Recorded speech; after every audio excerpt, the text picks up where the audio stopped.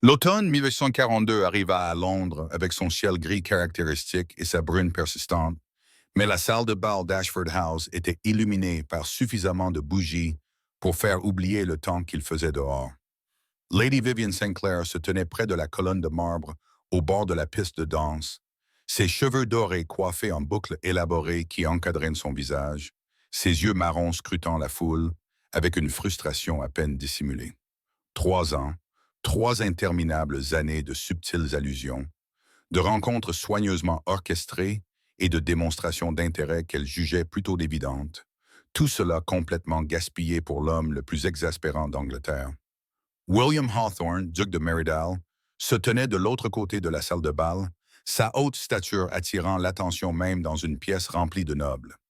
Ses cheveux noirs étaient parfaitement coiffés, sa cravate nouée avec une précision mathématique, et ses yeux bruns ravageurs étaient actuellement fixés sur Lady Charlotte Peyton, qui gloussait derrière son éventail à propos des charmantes sottises qu'il était sans doute en train de débiter.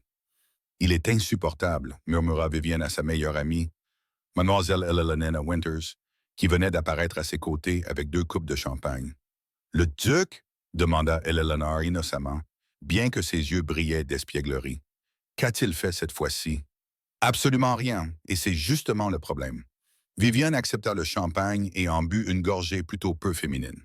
« Regarde-le, Helena. Il flirte avec Charlotte Peyton comme si elle était la femme de sa vie, alors que la semaine dernière, il composait des poèmes pour les yeux de Mademoiselle Thornbury.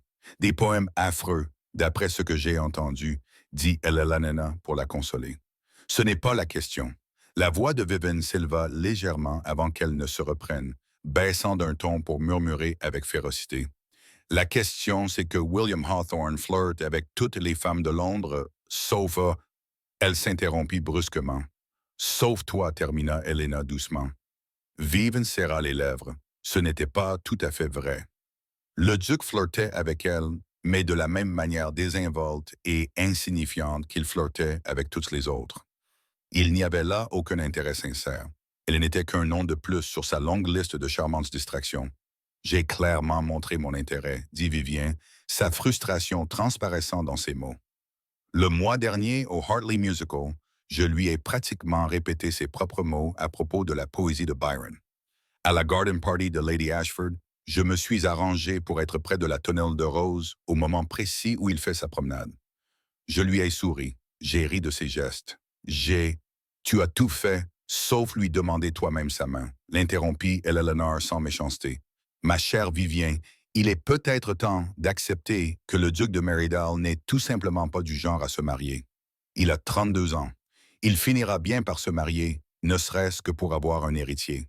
Oui, mais finira pourrait signifier dans 10 ans, et tu ne peux pas passer la prochaine décennie à rêver d'un homme qui te traite comme il traite Lady Peyton, ou Mademoiselle Thornbury, ou n'importe laquelle des 12 autres femmes qu'il a charmées rien que cette saison. Vivienne savait qu'Elena avait raison, ce qui ne faisait que rendre la situation plus pénible. Elle regarda William rejeter la tête en arrière et rire à une remarque de Lady Peyton, son visage tout entier se transformant sous l'effet d'un amusement sincère. Son cœur se serra douloureusement, comme toujours lorsqu'elle le regardait. Bon sang, elle était pathétique. Ce dont j'ai besoin, dit lentement Vivien, une idée commençant à se former, c'est de lui faire comprendre ce qu'il manque. Les yeux de Lanena s'écarquillèrent. « Oh non, je connais cette expression. Que comptez-vous faire ?» Avant que Vivien n'ait pu répondre, une voix suave les interrompit. « Lady Vivian, Mademoiselle Winters, quel plaisir de vous voir toutes les deux si ravissantes ce soir. » Lord Nathaniel Ashcombe, fils aîné du marquis de Denshire, s'inclina avec élégance. Avec ses cheveux blonds, ses yeux bleus saisissants et ses vêtements à la mode, Nathaniel était considéré comme l'un des plus beaux gentlemen de la société. Tout le monde s'accordait à dire que sa vanité diminuait quelque peu son charme. Il n'en restait pas moins suffisamment charmant, riche et bien introduit pour être invité partout. « Lord Ashcombe, » dit Vivienne en lui tendant la main. Une idée lui vint avec une telle clarté qu'elle en eut le souffle coupé. « Quel plaisir de vous voir !» Eleanor lui lança un regard d'avertissement, mais Vivien l'ignora. « Je me demandais, » poursuivit Nathaniel, sans perdre son sourire habituel, « si vous vouliez m'honorer de votre compagnie pour la prochaine danse. » C'était le moment, sa chance. Vive jeta un coup d'œil à travers la salle de bal vers l'endroit où se tenait William, toujours en train de divertir Lady Piton. Il ne l'avait pas regardée une seule fois de toute la soirée. Très bien, s'il ne la remarquait pas seule, peut-être la remarquerait-il au bras d'un autre homme. Je serais ravi, dit Vivienne en posant sa main sur le bras que lui tendait Nathaniel. Alors qu'ils se dirigeaient vers la piste de danse, elle surprit l'expression d'Ellanena, mi-inquiète, mi-fascinée. Son amie la connaissait trop bien. Le quadrille était animé, les obligeant à se séparer et à se rejoindre plusieurs fois. À un moment donné, alors que Vivienne tournait gracieusement sur la piste, son regard croisa celui de William à l'autre bout de la salle. L'espace d'un instant, elle crut le voir la regarder, le visage impassible. Mais Lady Piton dit alors quelque chose qui retint son attention, et le moment passa. « Vous dansez magnifiquement, Lady Vivienne, dit Nathaniel lorsqu'ils se retrouvèrent. Aussi gracieux que soient vos mouvements, Vivienne eut du mal à réprimer un rire. « Vous êtes trop gentil, Lord Ashcombe. Pas assez gentil, sans doute. Je me demande, ma mère organise un petit dîner vendredi soir à Ashcombe House. Me feriez-vous l'honneur de me permettre de vous y accompagner? » L'esprit de Vivienne s'emballa. Un dîner, une apparition publique en tant que compagne de Nathaniel, exactement le genre de choses qui serait remarqué par tout le monde dans la société, y compris un certain duc. « Je serais ravi, s'entendit-elle dire, mais je devrais bien sûr être accompagné de ma chaperonne, Madame Davies, naturellement. Dois-je venir vous chercher à 19 heures? Parfait. À la fin de la danse, alors que Nathaniel la raccompagnait vers Eleanor, Vivienne ressentit un étrange mélange de triomphe et d'appréhension. Elle avait mis son plan à exécution. Elle ne pouvait plus qu'espérer qu'il aurait l'effet escompté. « Avez-vous perdu la tête? » siffla Eleanor dès que Nathaniel eut quitté la pièce. Nathaniel Ashcombe. Tout le monde sait que c'est l'homme le plus vaniteux d'Angleterre. Exactement, répondit Vivienne en observant William qui finissait par jeter un regard dans sa direction. Leurs yeux se croisèrent à travers la salle de bal bondée et elle leva légèrement le menton, lui offrant un sourire froid et poli avant de se détourner délibérément. Parfois, elle la nana, il faut combattre le feu par le feu. Je pense que tu veux dire la vanité par la vanité. Cela aussi. Ce que Vivienne ne vit pas en se détournant, c'est le changement d'expression sur le visage de William Hawthorne. Son charme désinvolte avait disparu, remplacé par quelque chose de plus dur, de plus concentré. Il s'excusa auprès de Lady Piton avec une telle brusquerie que la pauvre femme resta là, clignant des yeux, perplexe, et ses yeux suivirent la tête blonde de Vivienne à travers la foule avec une intensité qui l'aurait surprise. Il l'avait remarqué. Oh oui, il l'avait très certainement remarqué. Le vendredi soir arriva avec une chaleur inhabituelle pour la saison, et Vivienne passa beaucoup plus de temps que nécessaire à se préparer pour le dîner à Ashcombe House. Sa femme de chambre, Marie, dérangea ses cheveux en une coiffure élégante et brillante, avec plusieurs boucles artistiques encadrant son visage, et l'aida à enfiler une robe en soie émeraude foncée qui faisait ressortir les reflets ambrés de ses yeux marrons. « Vous êtes magnifique, madame », dit chaleureusement Madame Davies, alors que Vivienne descendait les escaliers d'Everly House. La veuve âgée était la chaperonne de Vivienne depuis ses débuts dans le monde 5 ans auparavant, et malgré son comportement convenable, elle avait une lueur malicieuse dans les yeux. « Lord Ashcombe est un jeune homme très chanceux. »« Ce n'est qu'un dîner, Madame Davies, » répondit Vivienne, même si son cœur battait plus vite que d'habitude. Son père, le comte d'Everly, leva les yeux de son journal dans le salon. Ashcombe, un fils de Denture, une bonne famille. Un peu vaniteux d'après ce que j'ai entendu, mais une bonne famille. « Papa, » protesta Vivienne, bien qu'elle ne puisse s'empêcher de rire. « Je ne fais que constater les faits, ma chère. Passe une bonne soirée. » Le trajet en calèche jusqu'à Ashcombe House fut heureusement bref.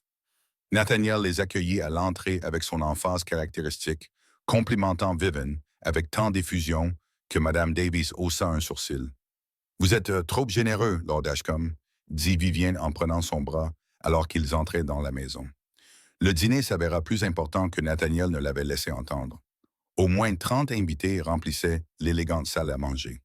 Le cœur de Vivienne fit un bond lorsqu'elle aperçut plusieurs visages familiers, dont celui de Lelanena, qui la regarda d'un air qui semblait clairement dire « J'espère que tu sais ce que tu fais. » Mais c'est la grande silhouette près des fenêtres qui coupa le souffle à Vivienne. William Hawthorne discutait avec Lord Winters et un autre gentleman, un verre de vin à la main. Il portait un costume de soirée à la coupe impeccable, son manteau noir épousant parfaitement ses larges épaules, son cravate arrangé selon le style mathématique complexe qu'il affectionnait. Il était, pensa Vivien avec une certaine irritation, absolument magnifique. Puis il se retourna et son regard croisa celui de Vivien à travers la pièce. L'effet fut immédiat et électrique. Son regard balaya son visage jusqu'à sa main posée sur le bras de Nathaniel, et quelque chose de dangereux brilla dans ses yeux bruns. Sa mâchoire se crispa de manière presque imperceptible, et le verre dans sa main s'immobilisa à mi-chemin de ses lèvres. Nathaniel, inconscient des tensions sous-jacentes, guida Vivien plus loin dans la pièce, la présentant à divers invités avec une courtoisie élaborée, mais Vivienne était très consciente de la présence de William, de la façon dont son attention revenait sans cesse vers elle, même s'il poursuivait sa conversation avec Lord Winters. Lady Vivian, dit une voix suave, et elle se retourna pour trouver William debout devant elle, apparu avec la grâce prédatrice d'un loup. « Quelle surprise de vous voir ici. »« Votre grâce, répondit-elle, satisfaite que sa voix reste ferme. Je pourrais en dire autant de vous. Je ne savais pas que vous connaissiez la famille Ashcombe.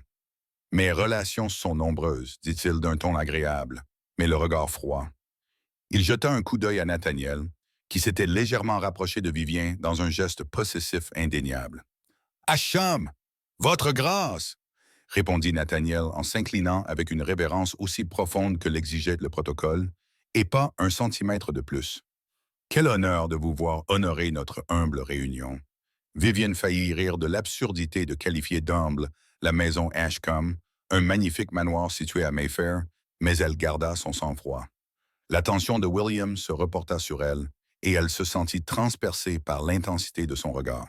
« Je ne savais pas que vous connaissiez Lord Ashcombe. » La pause avant « connaissiez » était délibérée et lourde de sens. « Nous avons dansé au bal d'Ashford », répondit Vivien d'un ton léger. « Lord Ashcombe a eu la gentillesse de m'inviter au dîner de ce soir.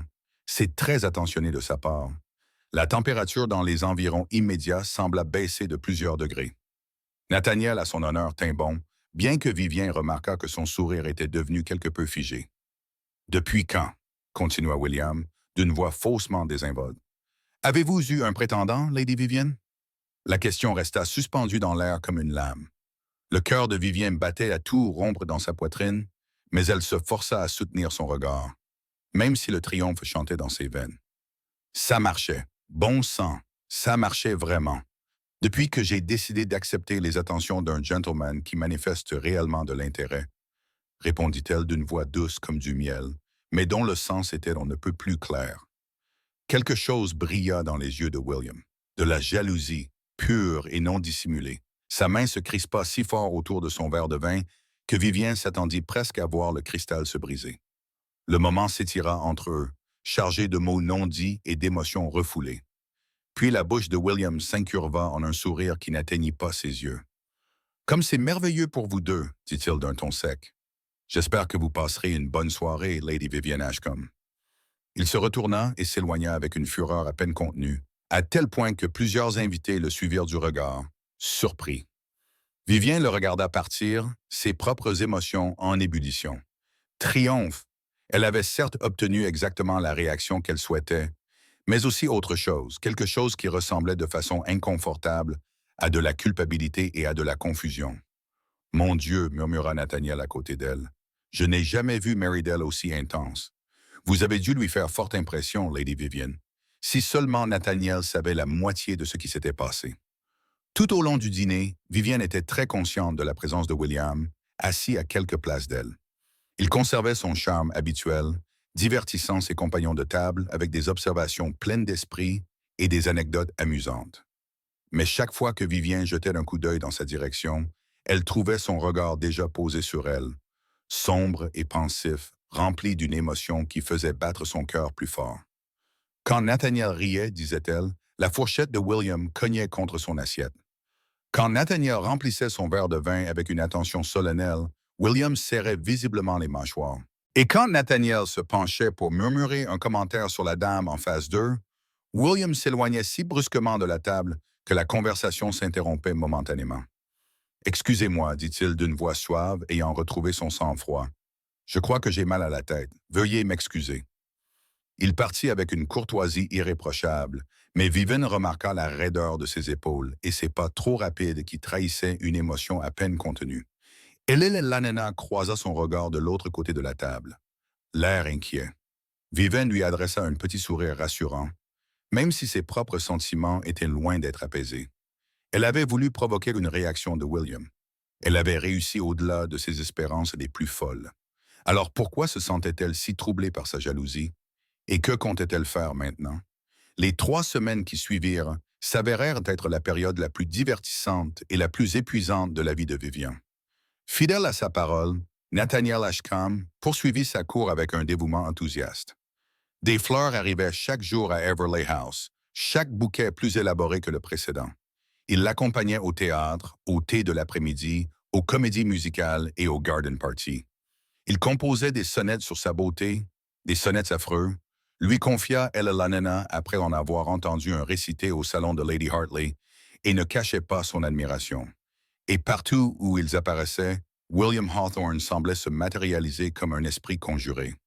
Lors de la garden party de Lady Peaton, Vivian se promenait dans la roseraie avec Nathaniel et Madame Davies, lorsque William émergea de derrière un topiaire particulièrement imposant, les surprenant tous. « Lady Vivian », dit-il avec une expression de surprise théâtrale qui ne trompa absolument personne. « Quel plaisir inattendu!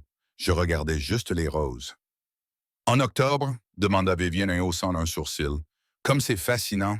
Je m'intéresse beaucoup à l'horticulture, » répondit William avec une dignité impressionnante, même si tout le monde savait qu'il ne savait pas faire la différence entre une rose et un navet. Le sourire de Nathaniel se fit crisper. « Votre grâce, vous êtes peut-être perdu? » Le fumoir des messieurs se trouve dans la direction opposée. « Pas perdu du tout.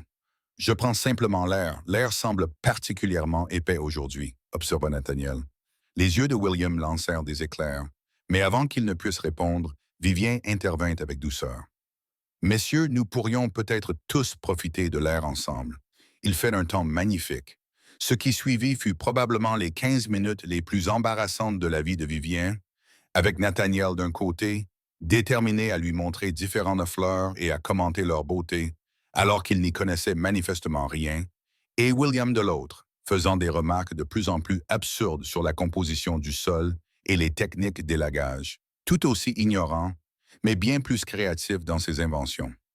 Madame Davies les suivait, l'air à la fois amusé et désespéré.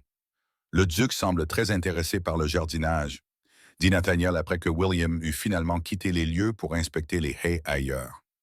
Étrange, étant donné que Lord Winters avait mentionné la semaine dernière que Mary Dall avait un jour confondu un jardin d'herbes aromatiques avec des arbustes décoratifs et avait demandé à son jardinier d'y planter des roses. Vivienne se mordit la lèvre pour ne pas rire. Le scénario se répéta de plus en plus souvent. Au théâtre, William apparut dans la loge adjacente à la leur, ayant apparemment acheté les billets le jour même. Lors d'une promenade à Hyde Park, il est passé par hasard au moment même où Vivienne et Nathaniel s'étaient arrêtés pour admirer la serpentine. À la comédie musicale de Lady Thornbury, il est arrivé en retard et a pris la seule place disponible juste derrière Vivienne, passant toute la représentation penchée en avant pour lui murmurer des commentaires qui rendaient impossible toute concentration. « Il vous harcèle », a observé Eleanor un après-midi alors qu'elle prenait le thé à Everley House. « Je n'ai jamais rien vu de tel. Le duc de Marydale, l'un des célibataires les plus convoités d'Angleterre, est devenu un jeune homme éperdument amoureux. » « Il n'est pas éperdument amoureux, » protesta Vivienne, même si son cœur battait la chamade à cette suggestion. « Il est possessif. Il y a une différence, ma chère. » Il regarde Lord Ashcombe comme si ce pauvre homme avait commis un acte de trahison. Hier soir, au bal Hartley, j'ai cru qu'il allait le provoquer en duel lorsque Nathaniel t'a invité à danser la valse. Vivienne se souvenait de cette valse. Elle avait senti le regard de William brûler son dos pendant toute la danse, si intense qu'elle avait failli manquer un pas. « Que suis-je censé faire ?» demanda-t-elle, désemparée. Je voulais attirer son attention, et maintenant je l'ai. Mais il n'a rien fait. Il apparaît simplement partout, l'air absolument meurtrier, chaque fois que Nathaniel s'approche de moi. « Peut-être, » suggéra doucement Elena, « tu devrais lui parler, lui dire ce que tu ressens. »« Absolument pas, » répondit Vivienne en posant sa tasse de thé avec plus de force que nécessaire. Elanena, j'ai passé 3 ans à lui montrer clairement mon intérêt. Si William Hawthorne me veut, c'est à lui de faire le premier pas pour une fois. Je ne vais pas lui offrir la victoire sur un plateau après qu'il m'ait ignoré pendant si longtemps. Elanena soupira. Vous êtes tous les deux incroyablement têtus. Oui, eh bien, j'ai appris du meilleur. En vérité, Vivienne trouvait la situation de plus en plus confuse chaque jour qui passait. Elle avait voulu rendre William jaloux, le forcer à réaliser qu'il risquait de la perdre au profit d'un autre homme. Elle avait réussi brillamment sur ce point, mais elle n'avait pas anticipé l'intensité de sa réaction, ni la façon dont ses propres sentiments allaient s'emmêler dans la toile qu'elle avait tissée, car malgré sa présence constante et sa jalousie évidente, William ne s'était pas réellement déclaré. Il se présentait à tous les événements, monopolisait son attention dès qu'il le pouvait et affichait clairement son mécontentement envers Nathaniel. Mais il n'avait pas franchi le dernier pas vers une véritable cour. C'était exaspérant. Et puis il y avait Nathaniel lui-même. Malgré sa vanité et ses déclarations théâtrales, il n'était pas méchant. Il la traitait avec courtoisie et respect, et si ses compliments étaient excessifs et sa poésie atroce, il semblait au moins sincèrement intéressé par sa compagnie, ce qui la rendait coupable de l'utiliser comme un pion dans son jeu avec William. La situation atteignit son point critique un mardi après-midi, lors du thé d'automne organisé par Lady Ashford. Vibe n'était arrivé avec Madame Davies et avait immédiatement été réclamé par Nathaniel, qui l'avait guidé vers un canapé près des fenêtres. Le salon était rempli de la crème de la société londonienne, tous engagés dans la délicate danse des commérages et des manœuvres sociales. William arriva 20 minutes plus tard, ses yeux repérant immédiatement Vivienne à travers la salle bondée. Il se dirigea vers eux d'un pas déterminé, comme un homme en mission, mais fut intercepté par Lady Charlotte Pitton, qui n'avait apparemment pas reçu le message indiquant que l'attention du duc s'était déplacée ailleurs. « Oui, votre grâce, » dit Charlotte d'un ton enjoué, se plaçant directement sur son chemin. « Quel plaisir de vous voir. Je parlais justement à ma mère de la belle poésie que vous avez composée le mois dernier. Vous souvenez-vous que mes yeux étaient comme des saphirs? » Vivienne ne pouvait pas entendre la réponse de William depuis l'autre bout de la pièce, mais elle vit sa mâchoire se crisper de frustration tandis que Charlotte continuait à bavarder, inconsciente de sa distraction. « Lady Vivienne, » dit Nathaniel, attirant son attention, « j'aimerais discuter de quelque chose avec vous. » Son ton était inhabituellement sérieux, et Vivienne ressentit une pointe d'appréhension. « Oui, Lord Ashcombe, j'ai beaucoup apprécié ces dernières semaines en votre compagnie, » commença-t-il, et Vivienne sentit son estomac se nouer. Cela ressemblait au début d'une conversation formelle.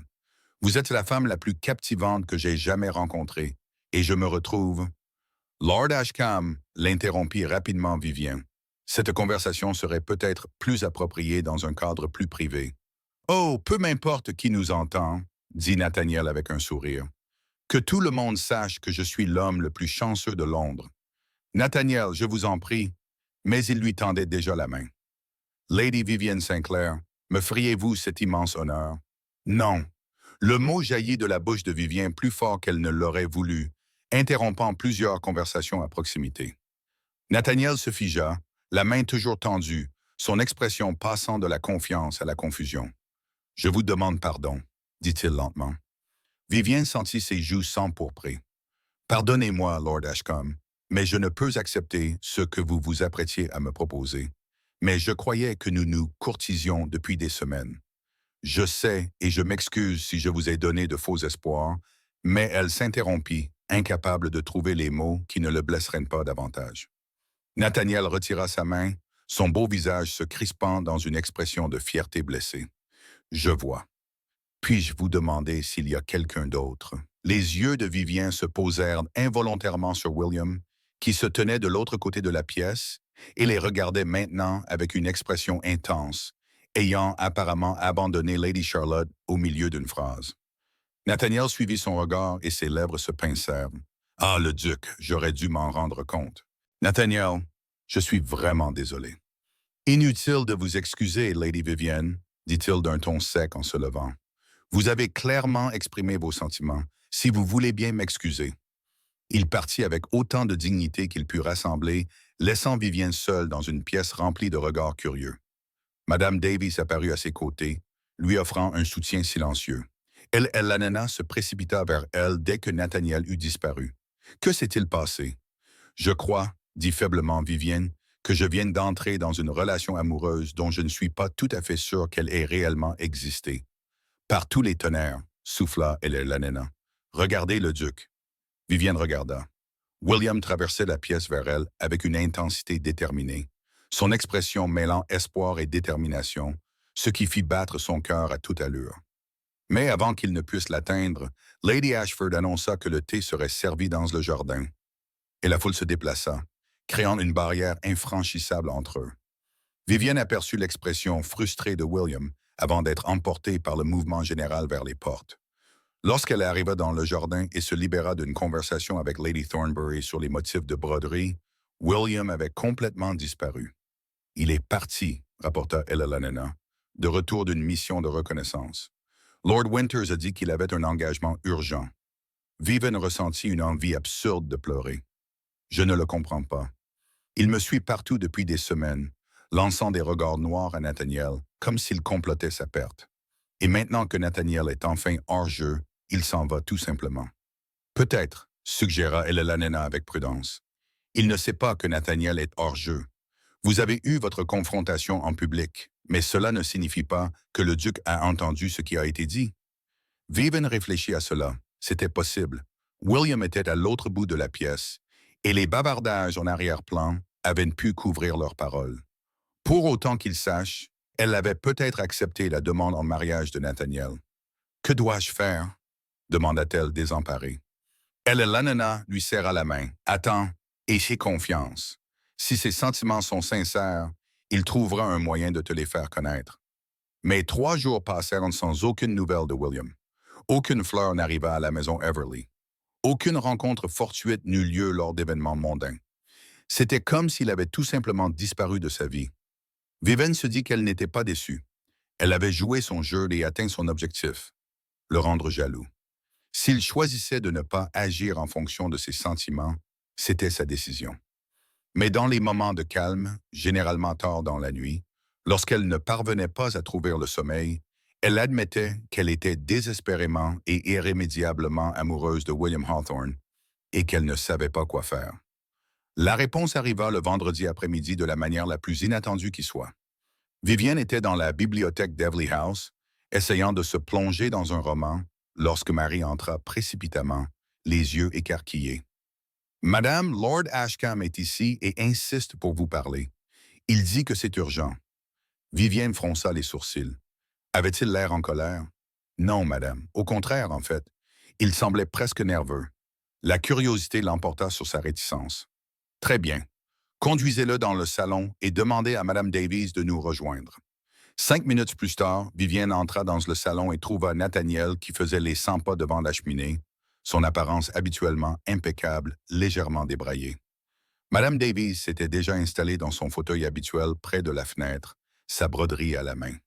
« Lord Ashcombe, » dit Vivienne d'une voix soigneusement neutre. « C'est inattendu, » dit Nathaniel en se retournant, et à sa grande surprise, son expression reflétait une véritable détresse. « Lady Vivienne, je vous dois des excuses sincères.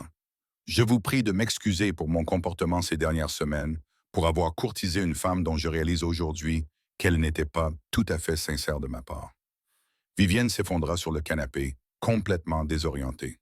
« Je ne comprends pas. » Nathaniel prit une profonde inspiration, comme pour se donner du courage. « La vérité, Lady Vivienne, c'est que je vous ai courtisé sous de faux prétextes, non pas parce que je n'appréciais pas votre compagnie. Vous êtes vraiment charmante, mais parce que, dit-il en marquant une pause, les joues rougissantes, parce que je suis amoureux de quelqu'un d'autre. De toutes les choses que Vivienne s'attendait à entendre, celle-ci n'en faisait pas partie. Je vous demande pardon. Votre compagne, Mademoiselle Hartwell, votre sœur femme de chambre, qui assiste parfois à des réceptions dans votre maison. Je l'ai rencontrée au concert de Lady Peaton le mois dernier, et je n'ai pas pu m'empêcher de penser à elle depuis. » Vivienne était sous le choc. Grace Hartwell était effectivement employée dans sa maison, où elle servait en quelque sorte de dame de compagnie auxiliaire lorsque Madame Davies avait besoin d'aide. C'était une jeune femme assez sensée, issue d'une famille respectable, mais modeste, exactement le genre de parti qui scandaliserait la famille aristocratique de Nathaniel. Mademoiselle Hartwell partage-t-elle vos sentiments? Demanda Viviane avec précaution. L'expression de Nathaniel se transforma, devenant presque enfantine. Je crois que oui. Nous avons eu l'occasion de nous parler à plusieurs reprises lorsque je me suis rendu à Everly House, et hier dans le jardin, pendant que j'attendais que vous me receviez, nous. Il s'interrompit, l'air embarrassé. Vous l'avez embrassée, compléta Viviane, comprenant enfin. Oui, et elle ne m'a pas giflé, ce que j'ai pris comme un signe encourageant. Il passa une main dans ses cheveux, les ébouriffant davantage. Lady Vivian, j'ai honte d'admettre que j'ai commencé à vous courtiser en partie parce que Grace était souvent présente aux événements auxquels vous assistiez. Cela m'a donné l'occasion de la voir, ce que je n'aurais pas pu faire autrement. Vivien aurait dû se sentir insultée. Au lieu de cela, elle se surprit à lutter contre l'envie de rire. Lord Ashcombe, êtes-vous en train de me dire que pendant les 3 dernières semaines, alors que je vous utilisais pour rendre le duc de Merrydale jaloux, vous m'utilisiez pour courtiser Madame de compagnie? Nathaniel cligna des yeux. Vous m'utilisiez donc pour rendre Merrydale jaloux? Avec un succès spectaculaire, je dois dire. Un rire surpris échappa à Nathaniel. Ciel, nous sommes 2 scélérats absolus. En effet, Vivian sentit un énorme poids lui être enlevé des épaules. Alors, que comptez-vous faire au sujet de mademoiselle Hartwell? J'ai l'intention de parler à son père et de lui demander la permission de la courtiser comme il se doit. Mon propre père sera consterné. Il a prévu de me marier à la fille d'un vicomte, mais je me rends compte que cela m'est désormais égal. Grace vaut bien un scandale. Comme c'est romantique, murmura Madame Davies depuis son coin, sans lever les yeux de sa broderie. Vivian sourit. Alors je vous souhaite tout le bonheur possible, Lord Ashcombe, et je vous présente mes excuses pour vous avoir impliqué, même involontairement, dans mes propres manigances. Pas besoin de vous excuser. En fait, je vous en suis reconnaissant. Ma quête pour vous conquérir m'a fourni l'excuse parfaite pour fréquenter Everly House. Il marqua une pause. Mais je dois dire, Lady Vivian, que si le duc ne voit pas à quel point vous êtes une femme extraordinaire, c'est qu'il est encore plus stupide que je ne le pensais. Après le départ de Nathaniel, nettement plus joyeux qu'à son arrivée, Vivian resta dans le salon, les pensées en ébullition. Madame Davies, dit-elle lentement, suis-je une personne horrible pour avoir utilisé Lord Ashcombe de cette manière? La veuve âgée posa sa broderie et fixa Vivian d'un regard entendu. Ma chère enfant, le cœur veut ce qu'il veut, et parfois nous empruntons des chemins insensés pour le satisfaire. Mais je pense qu'il est peut-être temps d'arrêter les manigances et les jeux, et de simplement dire au duc ce que vous ressentez. Et s'il ne vous aime pas, au moins vous saurez, l'interrompit doucement Madame Davies, et vous pourrez avancer dans votre vie d'une manière ou d'une autre. Cette incertitude vous ronge. Vivienne savait qu'elle avait raison. Mais l'idée de confesser ses sentiments à William, de se rendre aussi vulnérable, la terrifiait plus que n'importe quel scandale mondain. Pourtant, il était peut-être temps d'être courageuse. Elle était encore en train de débattre de la question l'après-midi suivant lorsque le destin ou une amie médaillée intervint. Eleanor apparut à Everly House dans un état d'excitation intense. « Vous devez venir avec moi immédiatement. Il y a quelque chose que vous devez voir. De quoi parlez-vous? Ne posez pas de questions. Faites-moi confiance. Emmène Madame Davies et viens à Hyde Park, sur le chemin sinueux près du pont. » 20 minutes plus tard, Vivienne se retrouva sur le chemin en question, complètement perplexe. « Elena, quoi? Chut! » Elena lui fit signe de se taire. Suivant le geste de son ami, Vivien regarda le long du chemin et se figea. William Hawthorne se tenait à environ 50 mètres, apparemment en pleine conversation avec personne. Il faisait les 100 pas, gesticulant dans le vide, la bouche bougeant dans ce qui semblait être un discours passionné. « A-t-il perdu la tête? » murmura Vivien. « Je crois, » dit Eleanor en réprimant à peine un sourire, qu'il est en train de répéter. Tandis qu'elles observaient, William passa une main dans ses cheveux noirs, perturbant leur coiffure habituellement parfaite, et sembla recommencer son discours. Même à cette distance, Vivien pouvait voir la tension dans ses épaules, l'énergie nerveuse dans ses mouvements. « Répétez quoi? » demanda-t-elle, bien que son cœur ait commencé à battre plus vite. « Si je devais deviner, je dirais une déclaration d'amour à une certaine dame aux cheveux blonds et aux yeux marrons. » Vivien retint son souffle. « Tu ne peux pas savoir ça. »« Ah bon? Lord Winters m'a dit que le duc avait été impossible toute la semaine, distrait, irritable, et qu'il ne cessait de marmonner à propos d'occasions manquées et de ce maudit Ashcombe. Et puis ce matin, Winters l'a vu quitter sa maison avec ce qui semblait être un bouquet de fleurs. Tes fleurs préférées, devrais-je ajouter, même si personne ne sait comment il le sait, et il l'a suivi jusqu'ici. Lord Winters l'espionne. Lord Winters est un romantique et il en a assez de voir son ami vous courir après comme un poète amoureux, tout comme nous tous, franchement. Avant que Vivienne n'ait pu répondre, William se tourna dans leur direction. Ses yeux s'écarquillèrent de surprise lorsqu'il les aperçut, puis se plissèrent avec quelque chose qui pouvait être de l'embarras ou de la frustration, ou les deux. Il a comblé la distance qui les séparait à grandes enjambées, et Vivienne a remarqué qu'il tenait effectivement un bouquet de ses chrysanthèmes d'automne préférés, de couleur crème et dorée. Lady Vivienne, a-t-il dit d'une voix légèrement tendue. Mademoiselle Winters, Madame Davies, quelle surprise. Votre grâce, a réussi à dire Vivienne, le cœur battant à tout rompre. Nous prenions juste l'air.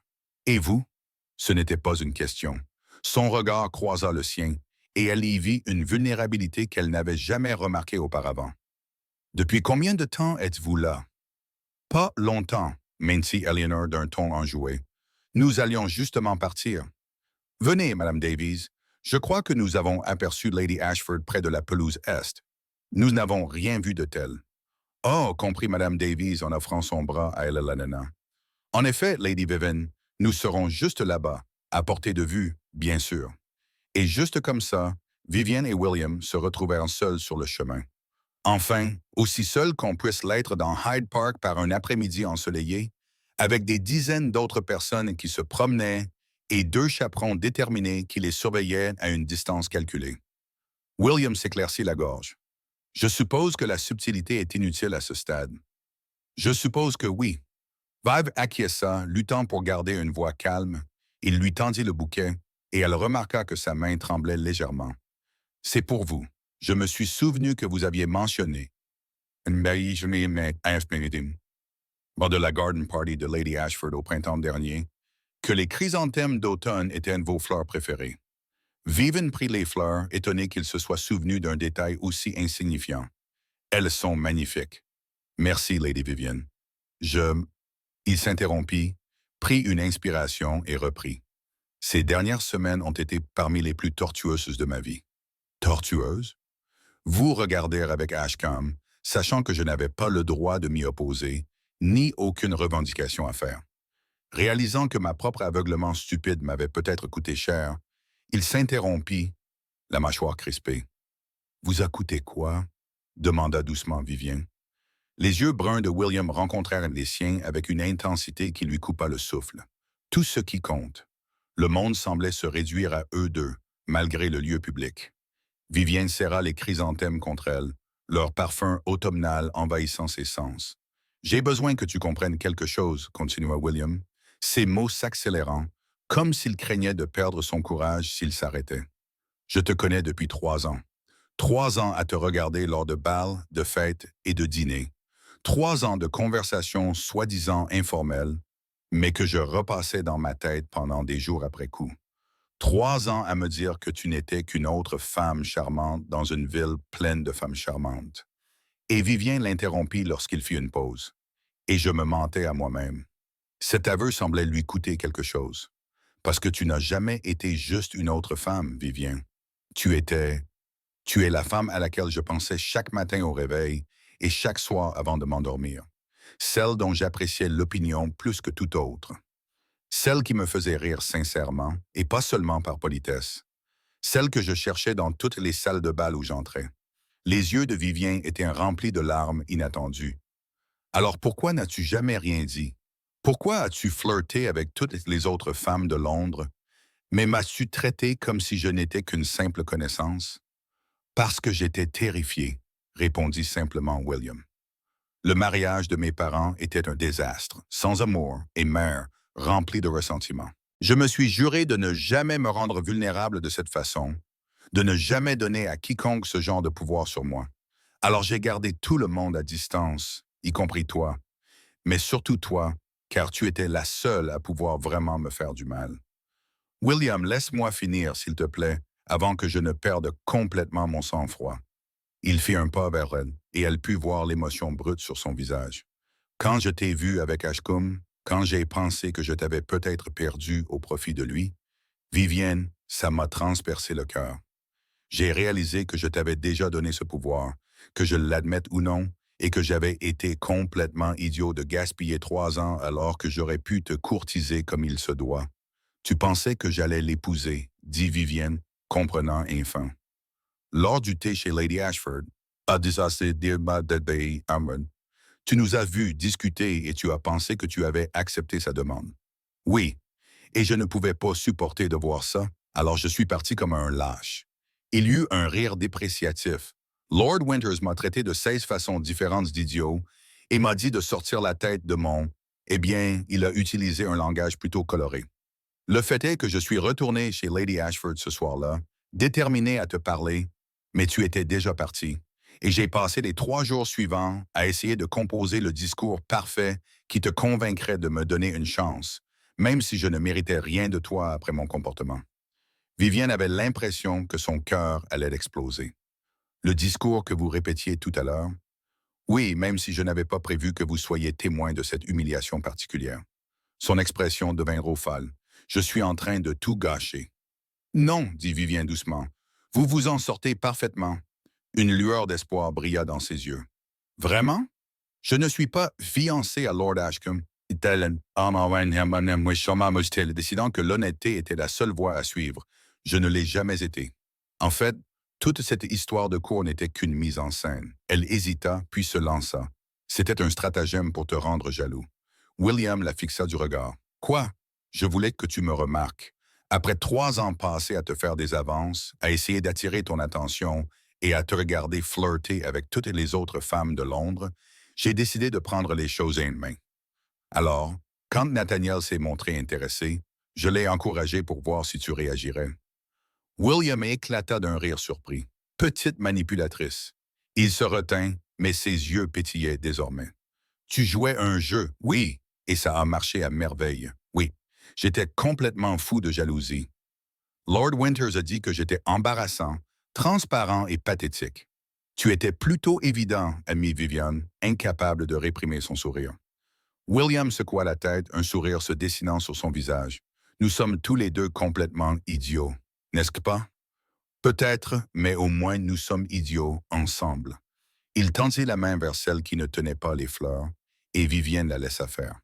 Au diable les convenances, dit-il en traçant des cercles sur sa paume avec son pouce, lui donnant des frissons dans le bras. Lady Vivienne Sinclair, dit-il d'une voix grave et sérieuse malgré l'amusement qui persistait dans ses yeux. Je vous demande ici et maintenant, avec toute la sincérité de mon cœur, puis-je vous courtiser comme il se doit? Pas de jeu, pas de manigance, juste l'attention honnête et sincère d'un homme qui est désespérément amoureux de vous depuis plus longtemps qu'il ne veut bien l'admettre. Vivien eut le souffle coupé. Vous m'aimez désespérément, complètement, ce qui est plutôt gênant, vu tout le temps que j'ai perdu.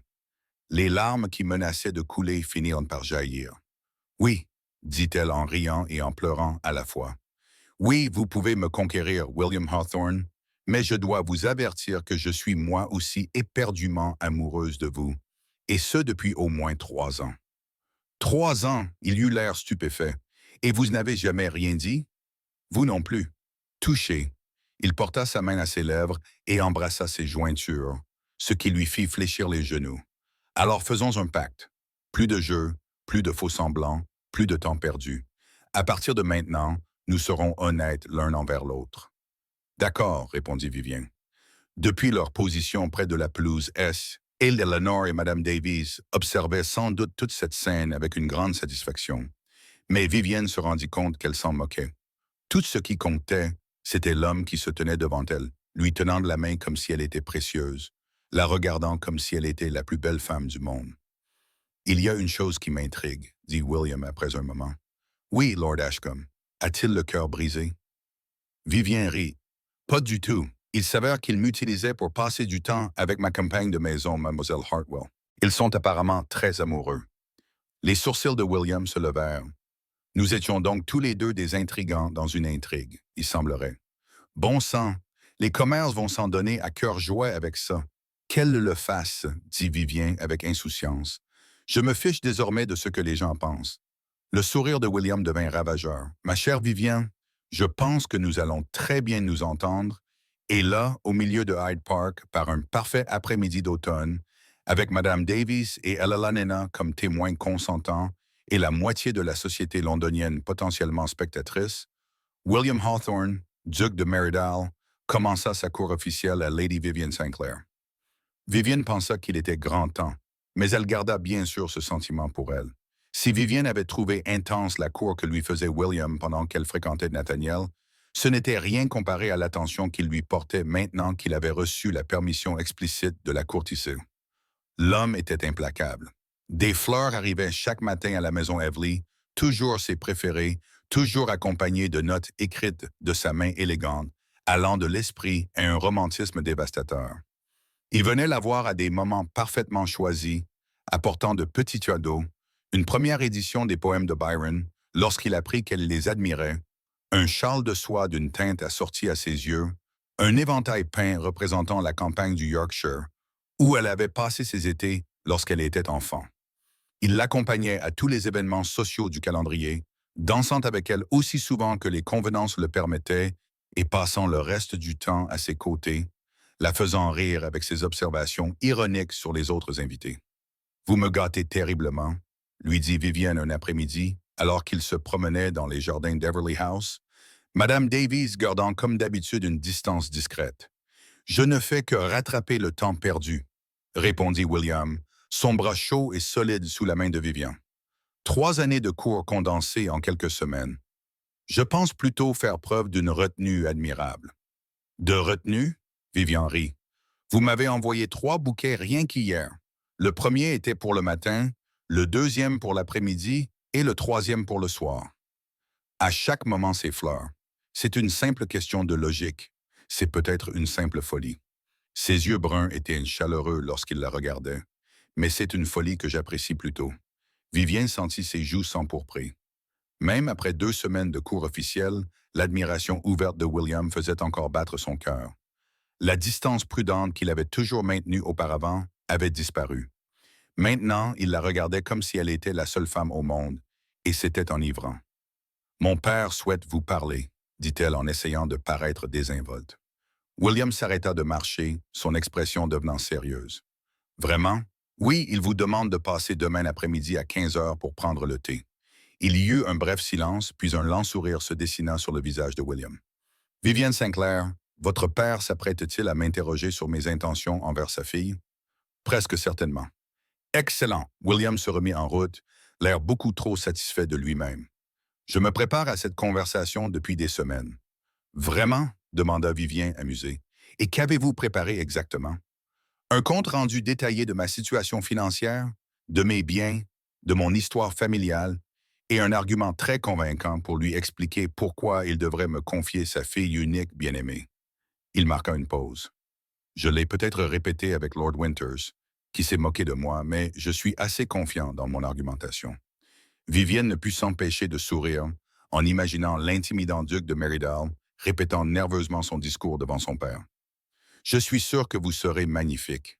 Je l'espère. J'ai plutôt intérêt à ce que cela aboutisse. » L'après-midi suivant, Vivienne se trouva bien trop nerveuse pour faire quoi que ce soit de productif. Elle tenta de broder et se piqua 3 fois le doigt.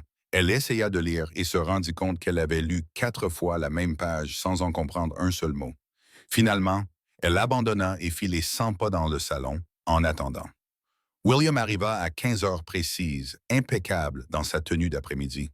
Il s'inclina devant Vivien avec sa grâce habituelle, mais elle remarqua la tension dans ses épaules. « Lady Vivienne, vous êtes ravissante, comme toujours. Merci. Vous avez l'air terrifiée. »« Je ne suis pas terrifié, dit-il avec dignité. Je suis simplement concentré. Votre cravate est légèrement de travers. » William porta la main à son cou. « Vraiment? »« Non, » dit Vivienne en souriant. « Mais vous m'avez cru, ce qui prouve que vous êtes terrifié. » Il lui lança un regard faussement sévère.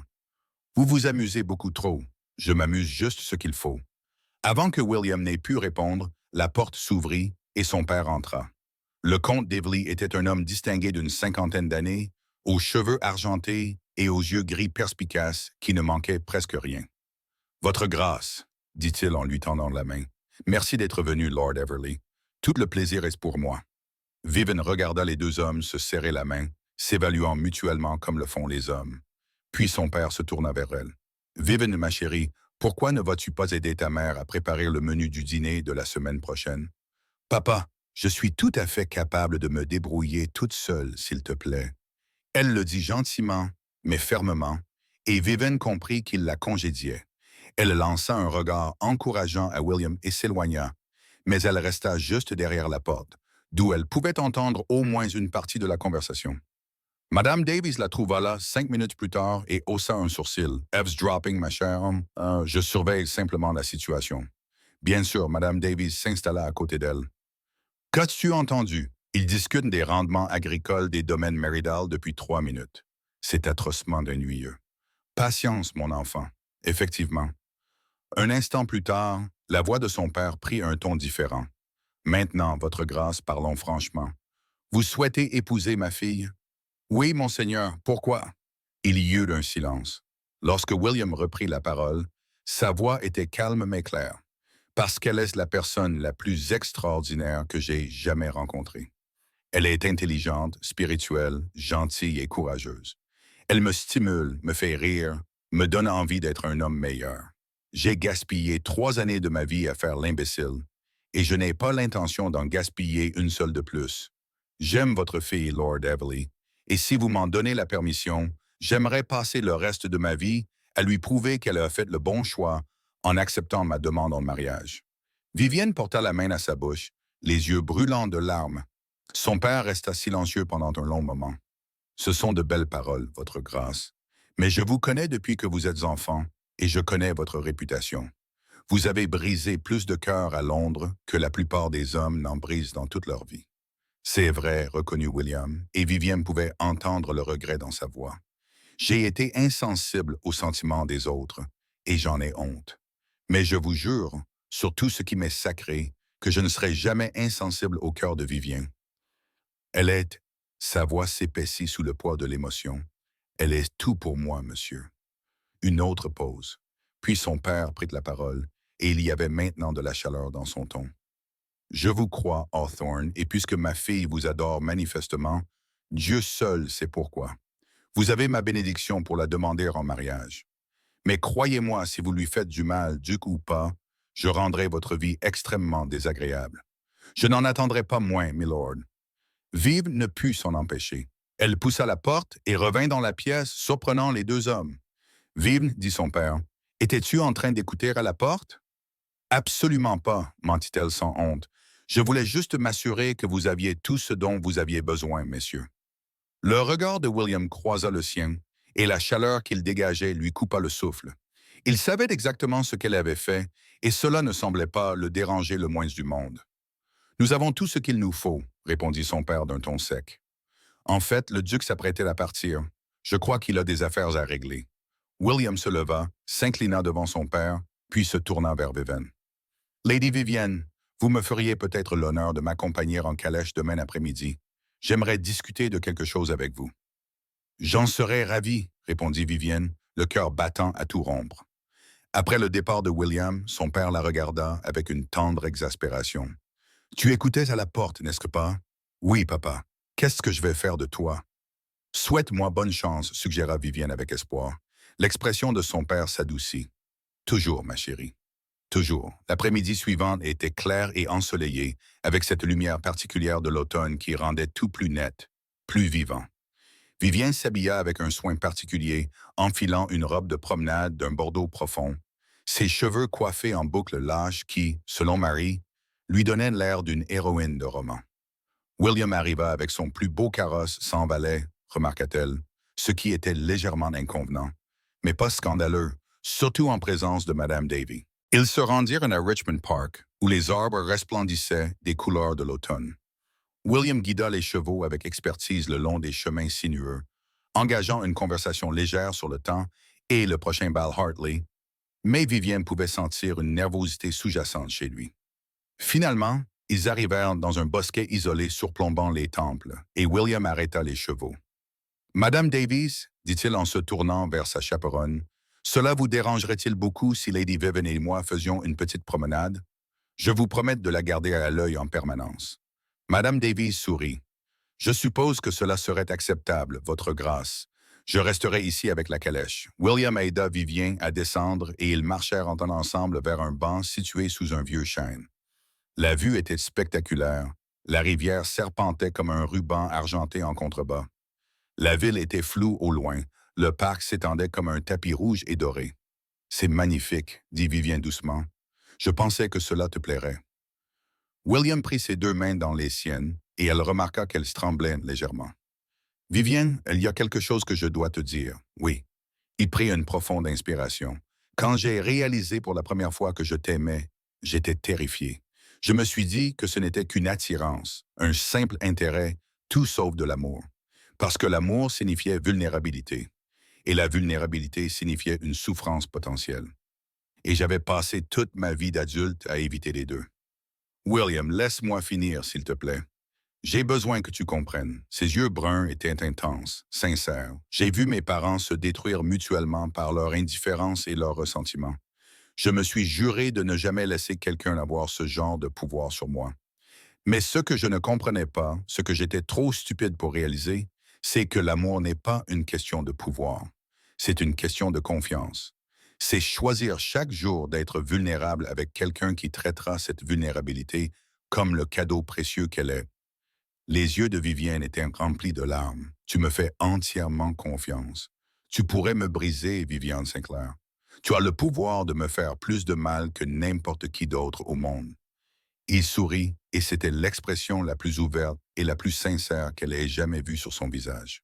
Et d'une certaine manière, cela ne me terrifie plus, car je sais que tu n'abuserais jamais de ce pouvoir. Je ne le ferai pas, murmura-t-elle. Je te le promets, William, je ne le ferai jamais. Je le sais, tout comme je te promets que je passerai chaque jour de ma vie à gagner ta confiance, à mériter ton amour et à remercier la providence qui t'a amené dans mon monde. Il lâcha l'une de ses mains pour fouiller dans la poche de son manteau et en sortir une petite boîte en velours. Vivien retint son souffle. Lady Vivienne Sinclair, dit William, la voix calme malgré l'émotion dans ses yeux. Je te demande devant Dieu et avec tout l'amour de mon cœur. Veux-tu m'épouser?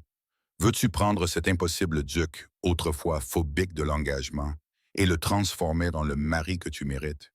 Veux-tu me laisser passer le reste de ma vie à te faire rire, à te serrer dans mes bras quand tu pleures, à discuter avec toi de poésie et à t'aimer de toutes les fibres de mon être? Il ouvrit la boîte, révélant une bague qui coupa le souffle à Vivienne. La pierre centrale était d'un ambre profond, exactement de la même teinte que les chrysanthèmes qu'il lui avait apportés dans le parc, entourée de petits diamants qui captaient la lumière de l'après-midi. Je l'ai fait faire spécialement, dit William en observant son visage. La pierre est une citrine qui, m'a-t-on dit, représente la joie et la créativité. Le bijoutier m'a pris pour un fou de ne pas choisir un diamant, mais je voulais quelque chose qui me rappelle toi, ce jour dans le parc où tu as accepté que je te courtise. L'automne, saison où j'ai enfin trouvé le courage. Vivienne réalisa qu'elle pleurait à chaudes larmes, le visage baigné de larmes. C'est parfait, parvint-elle à dire. Tu es parfait, et oui, William Hawthorne, oui, je veux t'épouser. Le soulagement et la joie qui envahirent le visage de William valaient toutes les larmes qu'elle avait versées, toutes les nuits blanches qu'elle avait passées à se demander s'il la reverrait un jour, tous les moments de doute et d'incertitude. Il glissa la bague à son doigt. Elle lui allait parfaitement, bien sûr, puis il fit quelque chose qui la surprit. Il l'attira vers lui, là, en plein air, où Madame Davies et tous ceux qui passaient par là pouvaient les voir, et l'embrassa. Ce n'était pas un baiser chaste et convenable. Il était profond, passionné et rempli de 3 années de désirs refoulés. Vivienne leva les mains pour agripper son manteau et l'embrassa avec la même ferveur, mettant tout son amour, son soulagement et sa joie dans cet instant unique. Lorsqu'ils se séparèrent enfin, tous deux haletants, William posa son front contre le sien.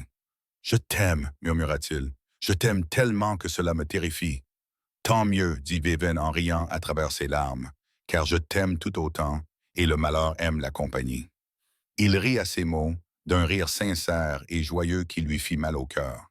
Puis il l'embrassa à nouveau, Plus doucement cette fois, et Vivian crut qu'elle allait mourir de bonheur. Depuis la calèche, Madame Davies sourit et détourna discrètement le regard, leur laissant un moment d'intimité. Les fiançailles furent annoncées la semaine suivante, et si quelqu'un fut surpris par cette union, il le garda pour lui. Le consensus général semblait être que le duc de Meridal avait enfin retrouvé la raison et que Lady Vivian était une femme très chanceuse. Vivian, pour sa part, pensait que c'était William qui avait de la chance, même si elle acceptait gracieusement toutes les félicitations. Le mariage était prévu pour décembre, ce qui leur laissait un peu plus de 2 mois pour se préparer. La mère de Vivien se lança dans les préparatifs avec une détermination enthousiaste.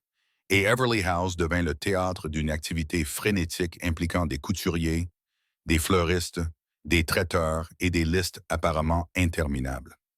Tout au long de cette période, William resta présent.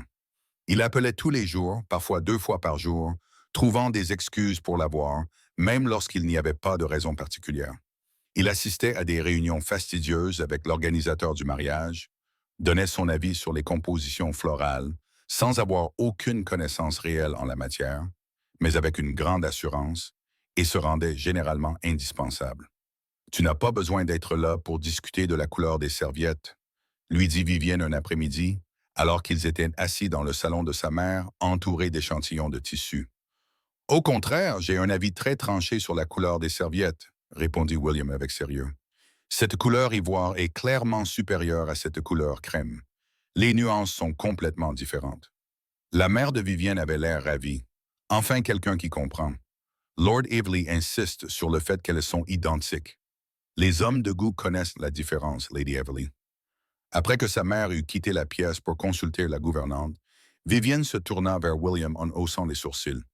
Vous ne pouvez pas faire la différence entre ces serviettes. Pas même légèrement, admit-il joyeusement. Mais votre mère était si contente quand je lui ai donné raison, et j'essaie de me présenter comme le gendre idéal. Vous êtes ridicule. Oui, mais je suis votre ridicule, ce qui rend cela acceptable. Vivienne ne pouvait pas contester cette logique. Un après-midi, environ 3 semaines avant le mariage, Vivienne se retrouva à Merridale House pour prendre le thé. William l'avait invitée à voir sa future maison, et elle était curieuse de voir où elle allait vivre. La maison était magnifique.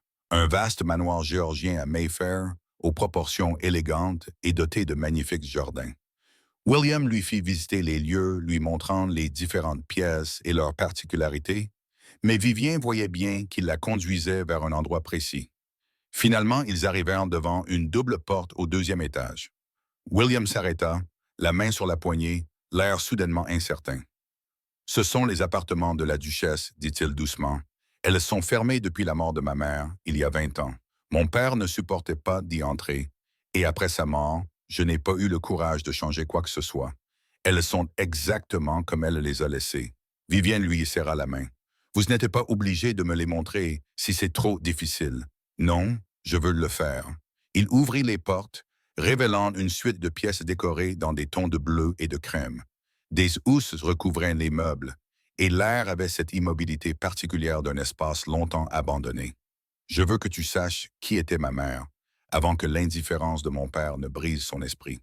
Ils parcoururent les pièces ensemble, tandis que William lui parlait de sa mère, Caroline Hawthorne, qui aimait la musique et la poésie, qui lui avait appris à lire avant ses 4 ans, qui avait rempli la maison de rire avant que la joie ne s'évanouisse lentement sous le poids de la froideur de son mari. Elle adorait cette pièce, dit William en s'arrêtant devant une grande fenêtre donnant sur les jardins. Elle s'asseyait ainsi pendant des heures pour lire ou broder. Après sa mort, mon père a fait fermer la pièce. Il disait que c'était par respect pour sa mémoire, mais j'ai toujours pensé que c'était par culpabilité. Il savait qu'il l'avait rendue malheureuse et il ne pouvait pas affronter la preuve de ce qu'il avait détruit. « William, dit Vivienne doucement, en s'avançant pour se placer devant lui. Tu n'es pas ton père, je le sais. Du moins, je le sais maintenant. » Il prit son visage entre ses mains, ses pouces effleurant ses joues.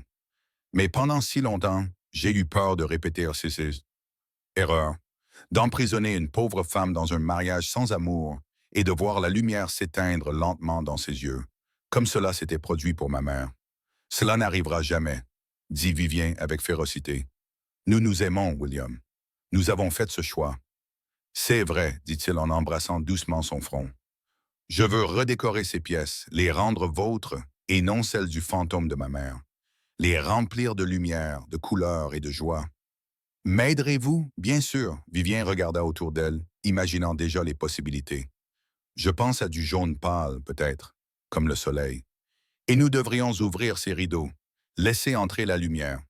Votre mère l'aurait voulu. Je pense qu'elle voudrait que ces pièces retrouvent leur joie. William l'enlaça et la serra contre lui. Je t'ai déjà dit que je t'aimais aujourd'hui.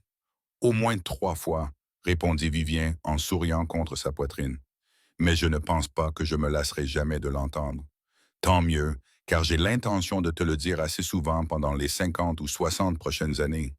Ils restèrent ainsi pendant un long moment, enlacés dans ces pièces poussiéreuses et oubliées, et Vivienne sentit l'espoir renaître, non seulement pour eux-mêmes, mais aussi pour la guérison dont ces vieilles blessures avaient besoin, pour la joie qui remplirait cette maison une fois que William ne serait plus hanté par les échecs de ses parents.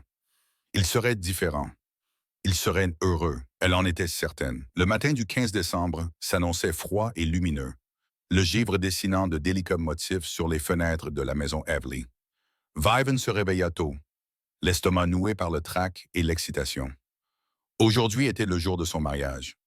Marie fit irruption dans la chambre à 8 heures, suivie d'Ella Nena et de la mère de Vivien. Toutes parlaient en même temps du programme, des préparatifs et des 1000 petits détails qui devaient apparemment être réglés avant midi.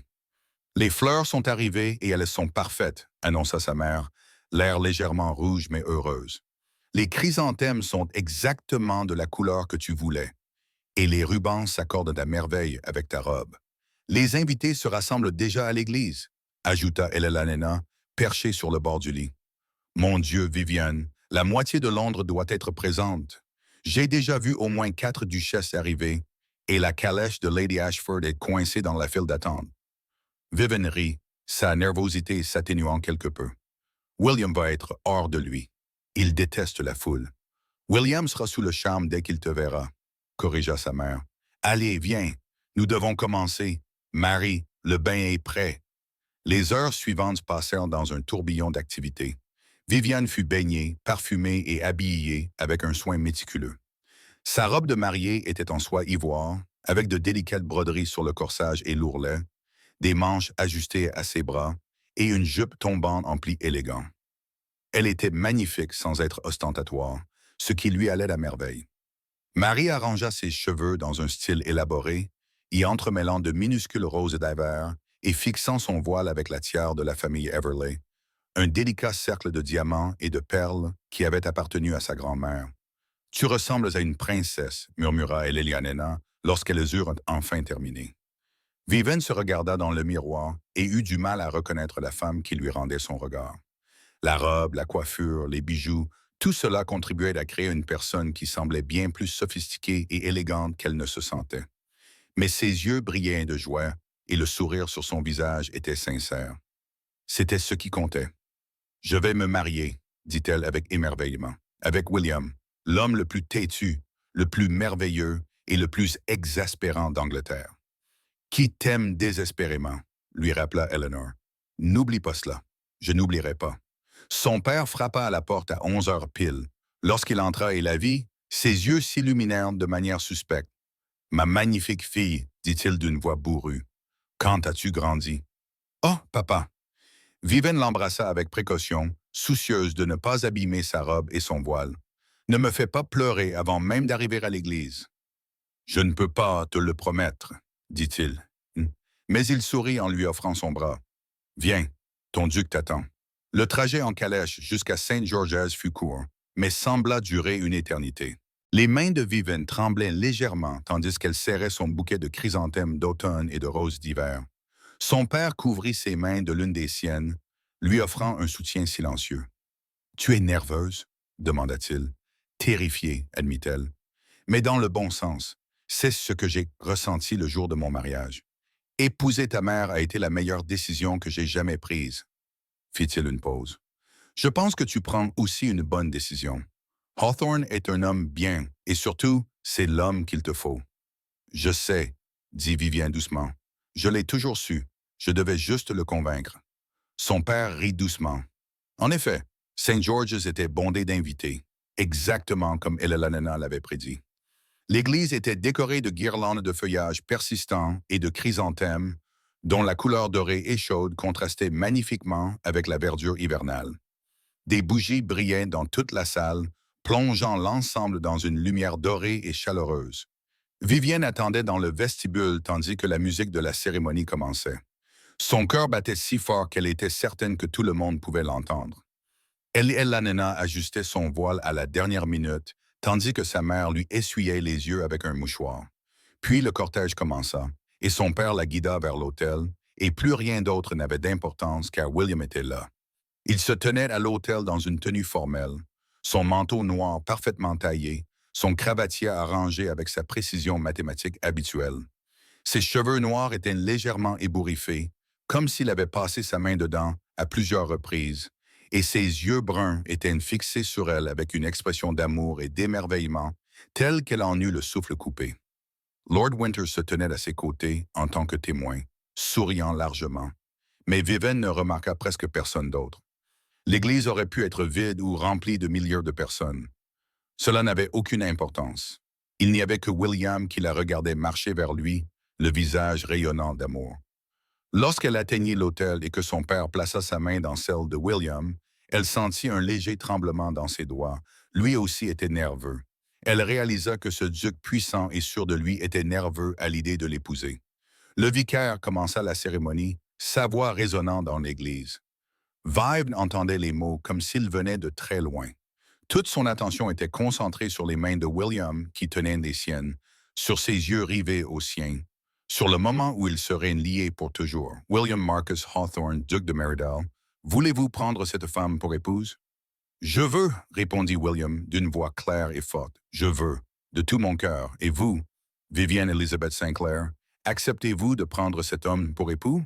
Oui, répondit William d'une voix claire et forte. De tout mon cœur, oui.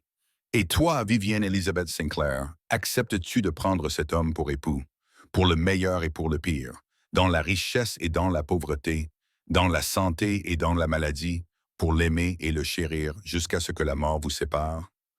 Oui, répondit Vivienne en souriant à travers ses larmes de joie. Absolument, et pour toujours. Ils échangèrent leurs alliances, de simples anneaux en or que William avait tenu à choisir. Disant qu'il voulait porter un symbole visible de son dévouement. Puis le vicaire les déclara mari et femme, et William souleva son voile de ses mains tremblantes et l'embrassa avec une tendresse qui fit battre son cœur. L'église éclata en applaudissements et en acclamations. Vivien rit contre les lèvres de William, et il sourit en s'écartant, les yeux pétillants. « Bonjour, ma femme, murmura-t-il. « Bonjour, mon mari, répondit-elle. Ils remontèrent en l'allée ensemble, main dans la main, tous deux souriant comme des idiots. Vivienne aperçut des visages familiers. Elanena pleurait ouvertement. Sa mère et Madame Davies s'essuyaient les yeux. Son père avait l'air fier et ému. Même Nathaniel Ashcombe était là, assis à côté d'une Grace Hartwell rougissante, tous deux souriant chaleureusement. Le repas de mariage à Aveley House fut un événement magnifique. La salle de bal avait été transformée avec des fleurs d'hiver et des centaines de bougies, et le festin était extraordinaire. Vive n'y goûta presque pas, trop absorbé par la joie de l'occasion et les félicitations incessantes. William resta à ses côtés tout au long du repas, lui tenant la main à chaque occasion, sans jamais détourner son attention d'elle, même lorsqu'il discutait poliment avec divers invités. « Tu es très attentionné, le taquina-t-elle pendant un bref moment d'intimité relative. « Je m'assure simplement que mon investissement est rentable, répondit-il avec un sérieux fin. « J'ai fait beaucoup d'efforts pour te conquérir. Je ne vais pas te laisser m'échapper maintenant. »« M'échapper? Nous sommes mariés, William. Je ne peux pas m'échapper. »« C'est précisément mon plan depuis le début. Je suis très rusé. » Elle rit et il lui vola un baiser. Au diable les convenances. Lord Winters porta le premier toast. Son discours était rempli de plaisanteries affectueuses sur la transformation de William, qui était passé de célibataire endurci à mari éperdument amoureux. « Je connais Meridale depuis 20 ans, conclut-il en levant son verre, et je ne l'ai jamais vu aussi heureux qu'il l'a été ces derniers mois. Lady Vivienne, je vous demande pardon, votre grâce. Vous avez accompli ce que nous pensions tous impossible. Vous avez fait comprendre à cet homme impossible ce qui compte vraiment. Au duc et à la duchesse de Mérida. Au duc et à la duchesse, répétèrent des invités, et Vivien sentit à nouveau les larmes lui monter aux yeux. Alors que l'après-midi laissait place au soir, la fête se poursuivait. On dansait. William invita Vivienne à danser la première valse, la serrant si fort contre lui qu'Elena le qualifia de scandaleux. Puis il y eut encore plus de nourriture, de toast et de rire. Finalement, alors que le soleil d'hiver commençait à se coucher, William se pencha vers elle et lui murmura « Me trouverais-tu terriblement impoli si je te proposais de nous échapper de notre propre banquet de mariage ?» Vivien jeta un coup d'œil autour d'elle à la salle de bal encore bondée. « Où irions-nous ?»« À la maison, répondit-il simplement. « Notre maison? Je veux commencer notre vie ensemble, Vivien. »« Juste nous deux. » Elle sentit une chaleur envahir sa poitrine. « Oui, dit-elle, rentrons à la maison. » Ils s'excusèrent auprès de ses parents, qui sourirent d'un air entendu et ne s'y opposèrent pas. Puis, avec l'aide de l'Eleanor et de Lord Winters, qui firent diversion, ils se glissèrent dans la calèche qui les attendait. Alors qu'ils roulaient vers Merridale House à travers les rues crépusculaires de Londres, William serra Vivien contre lui. « Tu es heureuse ?» demanda-t-il. « Extrêmement, répondit-elle. Même si j'avoue être un peu nerveuse à l'idée de ce qui va suivre. Moi aussi, admit-il. Mais nous trouverons une solution ensemble. C'est plutôt le but du mariage, je pense. Merridale House brillait d'une lumière accueillante à leur approche. Le personnel s'était aligné pour les accueillir, leur offrant ses félicitations et ses vœux de bonheur. Madame Patterson, la gouvernante, remit solennellement à Vivien les clés de la maison. « Bienvenue chez vous, votre grâce, dit Aloysia, dit-elle chaleureusement. « Merci, répondit Vivien, légèrement intimidé par ce titre. Elle était désormais duchesse, la duchesse de Merridale. Cela lui semblait encore irréel. William congédia le personnel pour la soirée, leur donnant la permission de faire la fête en bas, puis il se tourna vers Vivien avec un air légèrement malicieux. « Viens avec moi, j'ai quelque chose à te montrer. » Il la conduisit à l'étage, dans les chambres qui avaient autrefois appartenu à sa mère, la duchesse. Mais lorsqu'il ouvrit les portes, Vivien eut le souffle coupé. L'espace avait été complètement transformé. Les housses de protection et l'air vicié avaient disparu. Les murs avaient été peints d'un jaune doux et ensoleillé, exactement comme elle l'avait suggéré. De nouveaux rideaux en soie crème encadraient les fenêtres, et d'élégants meubles en bois couleur miel remplissaient l'espace. Des fleurs fraîches s'épanouissaient dans des vases dans toutes les pièces, et un feu crépitait de manière accueillante dans la cheminée. « William, murmura-t-elle, quand as-tu... »« J'y travaille depuis le jour où tu as vu ces chambres pour la première fois, » répondit-il. « Je voulais qu'elles soient prêtes pour toi, pour nous, un nouveau départ dans un espace qui avait connu trop de chagrin. » Vivien traversa les pièces transformées, touchant les beaux tissus, admirant les détails soignés. Tout était parfait, chaleureux et accueillant, et plein de lumière. « Il y a encore une chose, dit William en la guidant vers un petit bureau près de la fenêtre. Un livre relié en cuir reposait sur sa surface. « Ouvre-le. » Vivien ouvrit le livre et découvrit qu'il était rempli de l'écriture de William, page après page. Elle lut la première entrée datée de 3 ans auparavant. « J'ai vu Lady Vivienne Sinclair au bal de Python ce soir. Elle portait du vert, ce qui faisait ressortir l'or de ses yeux. Nous avons discuté de la poésie de Byron, et elle a contesté mon interprétation avec une telle intelligence et un tel esprit que je me suis retrouvé complètement captivé. Je me suis dit que ce n'était qu'une admiration intellectuelle. Je commence à soupçonner que je me mentais déjà à moi-même à l'époque. « Tu tenais un journal sur moi ?» demanda Vivien, la voix chargée d'émotion. « Pendant 3 ans, confirma William. Chaque rencontre, chaque conversation, chaque moment où je passais mon temps à me convaincre que je n'étais pas en train de tomber amoureux de toi. Je pensais que je te le donnerais peut-être un jour pour que tu saches que même lorsque j'étais complètement idiot, une partie de moi savait toujours que tu étais spécial. » Vivienne se retourna et le trouva en train de la regarder avec une telle tendresse que son cœur se serra. « Je t'aime, dit-elle simplement, tellement, et je t'aime. » Il traversa la pièce et lui prit les mains. « Je te promets, Viviane, que je passerai chaque jour de notre vie ensemble à te rendre heureuse. Tu m'as fait le plus beau des cadeaux, ton amour, ta confiance, ta vie. Je ne prends pas cela à la légère. »« Je sais, dit-elle, Et je te promets la même chose. Nous construirons quelque chose de magnifique ensemble, William. Quelque chose plein de joie, d'amour et de rire. Rien à voir avec ce qu'avaient tes parents. Quelque chose qui nous appartiendra entièrement. Oui, acquiesça-t-il en la serrant contre lui. Quelque chose qui nous appartiendra entièrement. Il l'embrassa alors correctement cette fois, sans les contraintes de la bienséance ni les regards de la foule. C'était un baiser profond, passionné et plein de promesses. Et lorsqu'ils se séparèrent enfin, ils étaient tous deux à bout de souffle. Bienvenue à la maison, votre grâce, murmura William contre ses lèvres. Bienvenue à la maison, répondit Vivien en souriant. Mon amour. 2 ans plus tard, les jardins de Meridell House resplendissaient des couleurs de l'automne. Les chrysanthèmes que Vivienne avait plantés au printemps précédent, offrant un spectacle grandiose de doré et de roux. Elle se tenait parmi eux, souriante, regardant son mari essayer d'apprendre à leur fils de 8 mois la bonne façon d'examiner une fleur.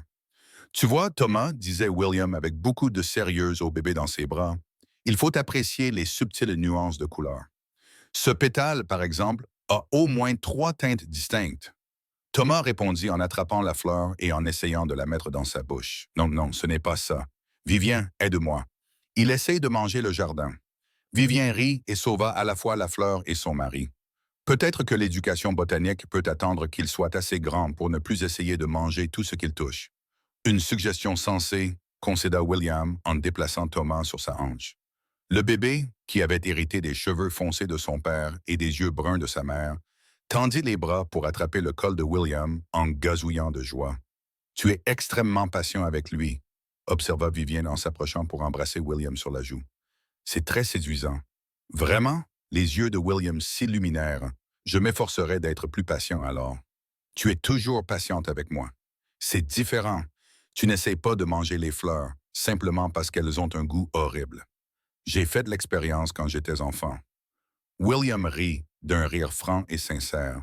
Vivienne ne se lassait jamais de l'entendre. L'homme sérieux et réservé dont elle était tombée amoureuse s'était transformé en quelqu'un de plus léger, plus heureux, plus ouvertement affectueux.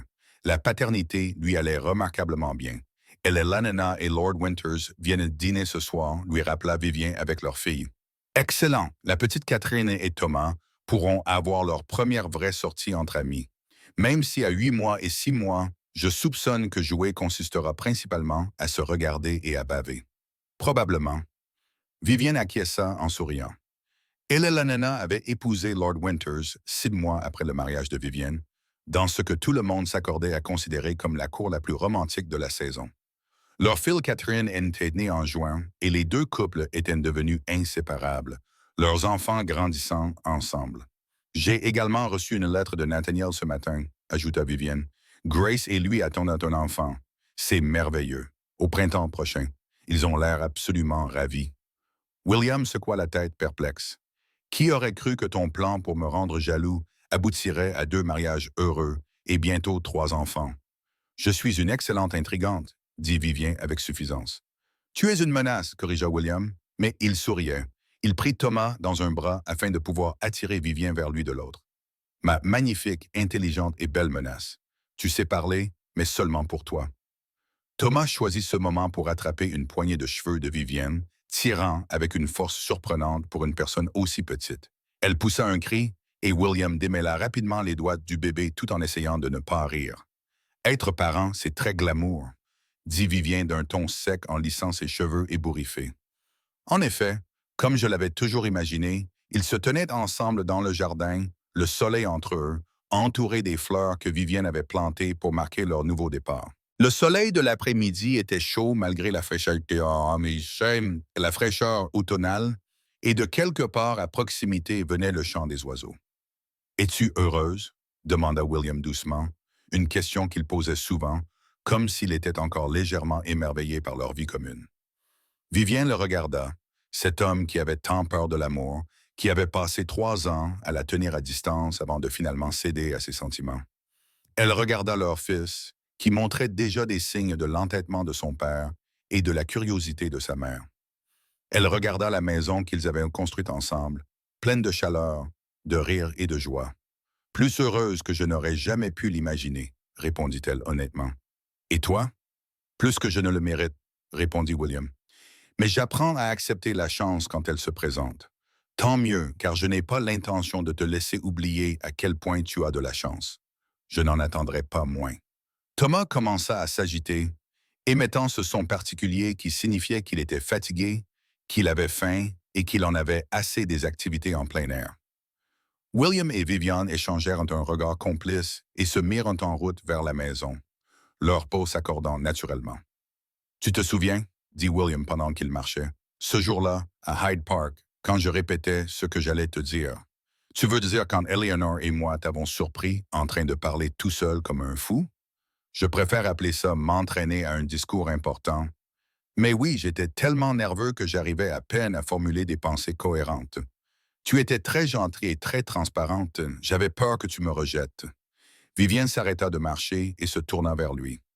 William Hawthorne, je t'ai aimé pendant 3 ans avant que tu ne trouves le courage de me courtiser comme il se doit.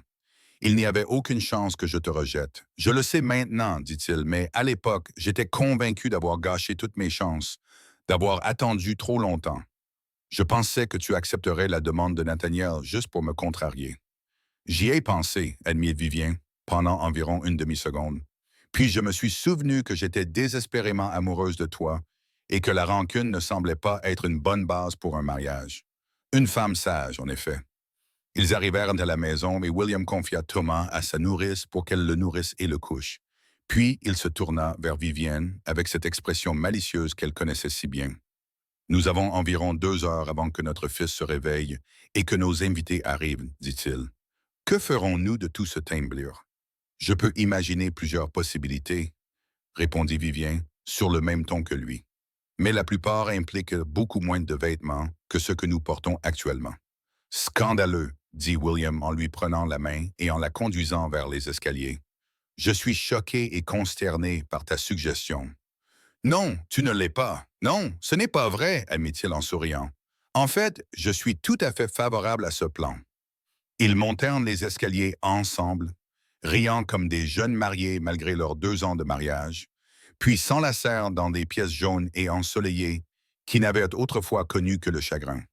Vivien réfléchit au chemin étrange qui les avait menés là, un plan né de la frustration, une cour fondée sur la jalousie, un amour qui avait toujours existé, mais qui avait mis des années à être reconnu, et à travers tout cela, la simple vérité que certaines personnes étaient destinées à se trouver, peu importe le temps que cela prendrait ou le nombre d'obstacles qui se dresseraient sur leur chemin. « Je t'aime », murmura William contre ses cheveux. « Aujourd'hui, demain, et pour tous les lendemains qui nous restent. »« Je t'aime aussi », répondit Vivien en se blottissant contre lui. « Mon duc impossible, ton duc impossible, acquiesça-t-il. Maintenant et pour toujours. Dehors, le vent d'automne soufflait dans les jardins, transportant le parfum des chrysanthèmes.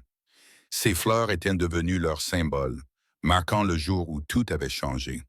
Le jour où la jalousie avait cédé la place à l'honnêteté et où les jeux avaient laissé place à une dévotion sincère. Et dans la maison qui avait autrefois été froide et vide, des rires résonnaient, le son d'une famille fondée sur l'amour, la confiance et la joie simple d'être ensemble. C'était, pensa Vivien alors que le sommeil commençait à la gagner, la fin parfaite de leur histoire, ou plutôt le début parfait du reste de leur vie. Fin. Merci beaucoup d'être resté avec nous jusqu'à la fin de cette belle histoire. Nous espérons sincèrement qu'elle vous a réchauffé le cœur et vous a rappelé que l'amour, aussi tardif ou compliqué soit-il, trouve toujours son chemin. Si vous avez aimé cette vidéo, n'hésitez pas à la liker, la commenter, la partager et vous abonner à notre chaîne. Votre soutien sincère nous motive à raconter d'autres histoires pleines de romance, d'apaisement et de rédemption émotionnelle. Et n'oubliez pas, à la fin de cette vidéo, une autre histoire de notre chaîne apparaîtra. Cliquez et laissez-vous emporter par d'autres moments inoubliables. Merci d'être là. L'équipe de Legends of the Fall.